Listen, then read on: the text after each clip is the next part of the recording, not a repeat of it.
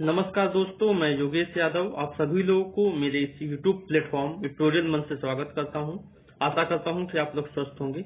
आज हम लोग लेट्स सीरीज की 61st वीडियो देखेंगे जिसमें हम लोग देखेंगे क्या फॉरेस्ट राइट्स एक्ट, मतलब जो जंगल का जो अधिकार है उसको लेकर एक्ट आया 2006 में, उसके बारे में चर्चा करेंगे। दोस्तों, लेक्चर स्टार्ट करने से पहले हम पूरे इस सीरीज में देख लेंगे कि क्या क्या डिस्कस होने वाला है।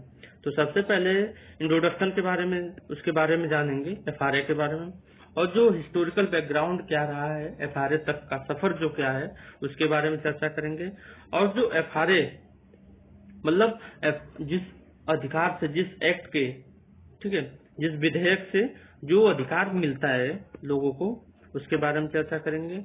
और जो ये अधिकार जिसको जिसको मिलता है वो कौन कौन लोग हैं वैसे जो क्लेम कर सकते हैं कि हाँ मैं उस अधिकार के लिए एलिजिबल हूँ, योग्य हूँ, उसके बारे में चर्चा करेंगे। और जो अधिकार लेने का जो प्रोसीजर है उसके बारे में चर्चा करेंगे। जैसे कि आप इंडिया में पैदा हो गए तो आपको right to freedom, right to expression, ये सब अधिकार मिल जाते हैं। लेकिन जब कोई एक फॉरेस्ट में जिसका जन्म हुआ है, ठीक है, उन लोगों को अधिकार लेने, उनके लैंड जो होते हैं वो सरकारी नहीं होते हैं, ना ही उनके होते हैं, ठीक है। तो उसको एक ऑनरशिप के लिए बस एक ऑनरशिप दी जाती है कि आप अपने लैंड को यूज कर सकते हैं, ना आप उसको सेल कर सकते हैं, ना कुछ कर सकते हैं, उसमें कुछ कंस्ट्रक्शन का भी काम नहीं कर सकते हैं, बस यूज के लिए, यूज ऑनर बोला जाता है इनको, ठीक है। उसके लिए क्या प्रोसीजर है और सिग्निफिकेंस जानेंगे, इसकी इम्पोर्टेंस जानेंगे एफआरए का, और जो चैलेंजेस हैं एफआरए को लेकर उसके बारे में देखेंगे। अब हम लोग एफआरए को इंट्रोड्यूस करेंगे, ठीक है। तो ये जो एक्ट है वो 2006 में आया, ठीक है। और ये जो किनके लिए बना, ये जो ड्वेलर्स होते हैं, जो फॉरेस्ट में रहते हैं ना, और जो ट्राइबल कम्युनिटीज होती हैं उनके लिए आया है। और जो ड्वेलर होता है, ड्वेलर मतलब होता है क्या है, no ownership of forest, no paper is a proof of land honour.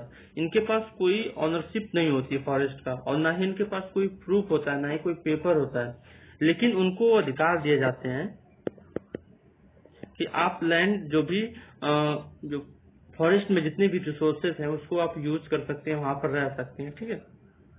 यहाँ पर लिखा भी गया है कि it gives the ownership of land, not only ownership, it gives the right to use the forest fruit and wood for their livelihood. मतलब अपने जीवन यापन के लिए जो भी चीजें मिलती हैं फॉरेस्ट से वो उसको यूज कर सकते हैं। तो जो ग्राम सभा होती है, ठीक है, वहां पर तो ग्राम सभा क्या करती है, यही एक प्रोसेस इनिशिएट करती है कि किसको राइट्स देने चाहिए या किसको नहीं देने चाहिए, ठीक है। इसका जो हिस्टोरिकल बैकग्राउंड है बहुत ही ज्यादा इम्पोर्टेंस है। इम्पोर्टेंस यहाँ से है कि जैसे कि आप सुने होंगे, पढ़े भी होंगे हिस्ट्री में, कि जब पहले मॉडर्नाइजेशन से पहले क्या होता था कि लोग जंगल में रहते थे, ठीक है। तो जंगल में जब रहते थे तो उनका पूरा अधिकार होता था जंगल पर। फिर जैसे ब्रिटिश आए, ठीक है, तो वहां पर खेती के लिए, एग्रीकल्चर के लिए पेड़ पौधे काटने लगे, ठीक है। जिसकी वजह से क्या हो गया, ये लोग जो पशु चराते थे या फिर जो खेती, जो फॉरेस्ट पर निर्भर रहते थे, जो जंगलों में रहते थे, उनको इधर उधर जाना पड़ गया। तो एक प्रकार से इकोनॉमिक पर्सपेक्टिव से भी हो गया। तो ठीक है, हुआ क्या कि सन 1865 में, 1894 और 1927 में इंडियन फॉरेस्ट एक्ट ने क्या किया, सेंट्रल गवर्नमेंट ने पास किया, ठीक है। वो क्या करता था, अब तक क्या होता था कि इनके जो राइट्स थे, जो वहाँ के जंगलों में रहने वाले थे, उनके राइट्स को क्या कर देता था, कर्टेल करता था, यानी कम करता था, लिमिट करता था, बाउंड्री क्रिएट करता था। क्योंकि उनको ऐसा बना दिया गया कि आपको टैक्स देना होगा, ठीक है। आपको अगर लैंड, फॉरेस्ट में जो लैंड यूज करना है तो आपको टैक्स देना होगा। फॉरेस्ट में आपको अगर अपनी गाय भैंस चरानी है तो उसके लिए भी टैक्स देना होगा। फॉरेस्ट में से आप जो कुछ भी अगर लकड़ी ले जाते हैं, फल ले जाते हैं, तो उसके लिए टैक्स देना होता था। लेकिन ये क्या हुआ, सन 2006 में एक ऐसा एक्ट लाया गया जो क्या किया गया कि उनको एक जो रिसोर्स थे उनको यूज करने के लिए बताया गया। अब तक तो ये होता गया कि उनके जो राइट्स थे उसको क्या कर दिया जाता था, कर्टेल कर दिया जाता था, जितने भी एक्ट आए। लेकिन जो 2006 में आया फॉरेस्ट राइट एक्ट, जो क्या किया कि डवेलर्स को राइट दिया कि आप उस फॉरेस्ट के रिसोर्सेज को क्या कर सकते हैं, यूज कर सकते हैं, ठीक है। जो राइट्स दिए गए हैं FRA के अंदर में उसके बारे में चर्चा करेंगे। यहाँ पर दिया गया पर फैमिली 4 हेक्टेयर का लैंड उनको मिलेगा, पर फैमिली यानी पर हेड नहीं, पर हेड नहीं, पर फैमिली। और क्या है कि उनको एक अधिकार दिया जाएगा कि जो माइनर वेजिटेशंस हैं वहाँ पर प्रोड्यूस फूड ये सब ग्रेजिंग एरिया यहाँ पर वो कर सकते हैं। माइनर मतलब यहाँ पर छोटे मोटे मिनरल्स प्राप्त होते हैं उसको खोदान मतलब खोद सकते हैं।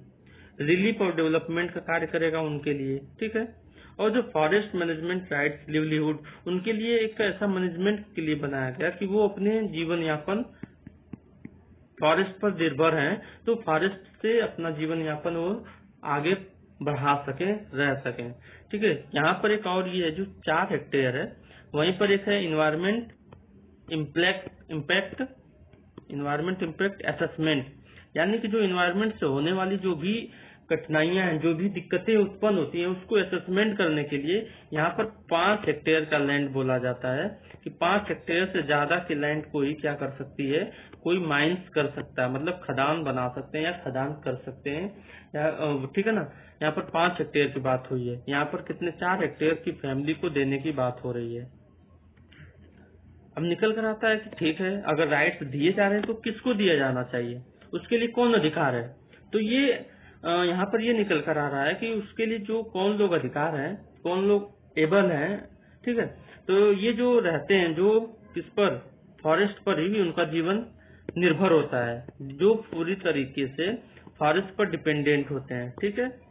और क्या निकल कर आ रहा है कि जो 75 ईयर्स कम से कम उनकी जो पीढ़ी रह रही हो, यानी 3 जनरेशन कहाँ पर रह रही हो, जंगल में ही रह चुकी हो, ठीक है। वो कब तक 13 दिसंबर 2005 तक 75 ईयर हो चुका हो उनके फैमिली का, और 3 जनरेशन एटलीस्ट कम से कम हो गया। और जो डिसाइड कौन करेगा, ये जो ग्राम सभा ये डिसाइड करेगी, ग्राम सभा और ग्राम पंचायत। जैसे कि आप जिस गांव में रहते होंगे तो वहाँ पर ग्राम पंचायत बोला जाता है। ग्राम पंचायत क्या होता है, लोगों के द्वारा इलेक्टेड होता है, ठीक है, आप हम सब लोग वोट देते हैं। लेकिन जो ग्राम सभा होता है यहाँ पर सभी लोग एक प्रकार से रिप्रेजेंटेटिव होते हैं। यहाँ पर केवल ग्राम पंचायत में वो प्रधान ही केवल रिप्रेजेंटेटिव होता है गांव का, लेकिन यहाँ पर ग्राम सभा में सब लोग रिप्रेजेंटेटिव होते हैं। तो ये जाके मतलब सबकी राय विचार से क्या किया जाता है, ग्राम सभा में डिसाइड किया जाता है कि उसको अधिकार देने चाहिए, उसको ऑनरशिप देनी चाहिए। ऑनरशिप के लिए है कि ये कौन लोग उसकी ऑनरशिप को ले सकते हैं, ठीक है। प्रोसीजर को भी देख लेते हैं कि हु कैन क्लेम, मतलब कि कौन क्लेम कर सकता है, ठीक है। तो और ये तो देख लिए हम लोग, अब देखेंगे हाउ टू क्लेम, ठीक है। तो जो ग्राम सभा होता है, नॉट ग्राम पंचायत, ग्राम सभा मैंने नेक्स्ट स्लाइड में बताया, प्रीवियस स्लाइड में बताया कि ग्राम सभा और ग्राम पंचायत में डिफरेंस होता है। तो जो ग्राम सभा होता है ऑल पीपल पार्टिसिपेट, यानी ऑल पीपल रिप्रेजेंटेटिव, खुद मतलब सब लोग रिप्रेजेंटेटिव के रूप में होते हैं। ग्राम पंचायत में ऑल पीपल वोटेड, यानी सब लोग इलेक्ट करते हैं किसी एक को। अब क्या है, जो ग्राम सभा गोज थ्रू 2 स्टेजेस, ये जो स्क्रीनिंग होती है ना 2 स्टेज पर होती है। एक तालुका जहाँ पर सब लोग ग्राम सभा बोलेंगे जिससे, और डिस्ट्रिक्ट लेवल पर 6 मेंबर होते हैं, 3 उसमें से गवर्नमेंट ऑफिसर होते हैं और 3 इलेक्टेड मेंबर कहाँ के, ग्राम सभा के इलेक्टेड मेंबर होते हैं। जब यहाँ से कंफर्म हो जाएगा, ठीक है, कंफर्म होने के बाद तब जाके डिस्ट्रिक्ट लेवल पर फाइनल डिसीजन निकल कर आता है कि हाँ इसे ऑनरशिप देनी चाहिए या नहीं, ठीक है।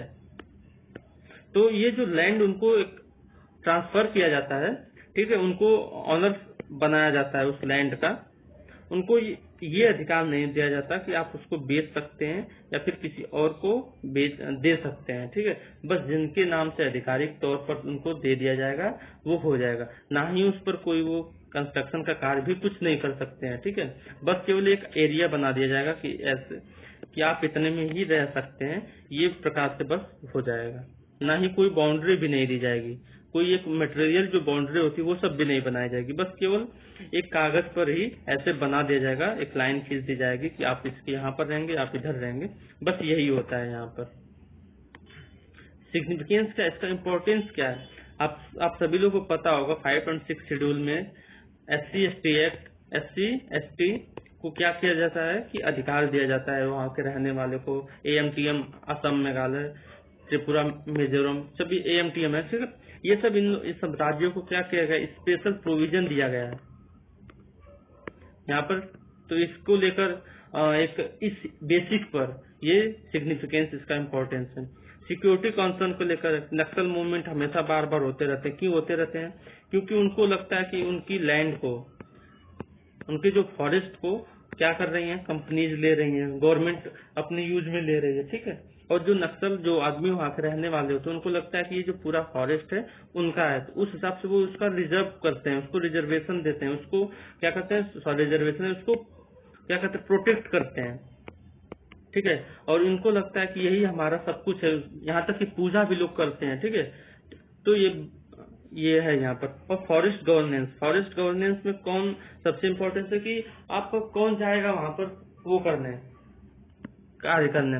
तो वहाँ की जो लोकल जनता होगी, अगर वहाँ की लोकल जनता को आप संतुष्ट रखेंगे, सेटिस्फाइड रखेंगे, उनकी डिमांड्स पूरी करेंगे, तो वहाँ पर जो गवर्नमेंट होगी, जो गवर्नेंस होगा, वो क्या होगा, वेल होगा, अच्छी तरीके से वहाँ पर चलेगा। इन सब चीजों को देखते हुए इसको लाया गया।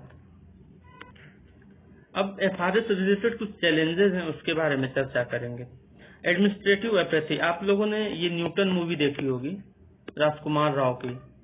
वहाँ पर कैसे इतनी मुश्किलों में चुनाव होता है, और फिर वो भी पेटी चोरी हो जाती है, अक्सर आकर वो बंदूक, ये सब कुछ होने लगता है। तो यहाँ पर जाने के लिए, यहाँ पर कार्य करने के लिए जो होते हैं ना, एडमिनिस्ट्रेटिव मतलब प्रशासन क्या करती है, ढीली पड़ जाती है, उदासीनता होती है, मतलब वो कार्य नहीं करना चाहती है वहाँ पर।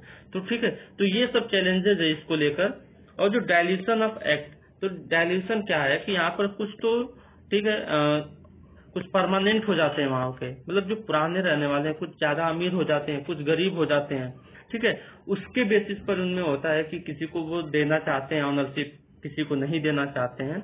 ये वाली दिक्कत आ रही है डायल्यूशन ऑफ एक्ट को। अब क्या है, इंस्टीट्यूशनल रोड मैप, ठीक है, रोड ब्लॉक है, ठीक है, रोड मैप ये है। तो इसमें क्या होता है कि ये मैपिंग वाली बात हो रही है यहाँ पर, कि जो एरिया वाला मैंने बताया ना प्रीवियस स्लाइड में, एरिया को लेकर है कि यहाँ पर एरिया किसी को ज्यादा दिया जाता है, किसी को कम दिया जाता है, जैसे तैसे, मतलब ये भी एक चैलेंजेस है। मिसयूज ऑफ FRA, कोई भी चीज है, कोई भी लॉ है, तो उसका एक मिसयूज तो होगा ही। तो मिसयूज में ये कैसे हो सकता है कि जो नॉट सब, यानी सबके लिए ये यूज नहीं हो पाता, यूजफुल नहीं है, और सब लोग इसको वो नहीं कर सकते हैं, क्या ऑनरशिप नहीं हो सकते हैं।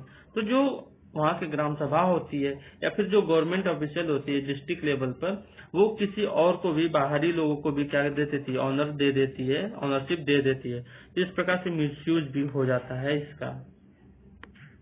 दोस्तों, ये मेरा इंस्टाग्राम आईडी है योगेश यादव चिराग, फेसबुक आईडी है योगेश यादव चिराग। इस पर आप लोग मुझसे जुड़ सकते हैं, कोई भी क्वेरी हो पूछ सकते हैं। Thank you for watching me today.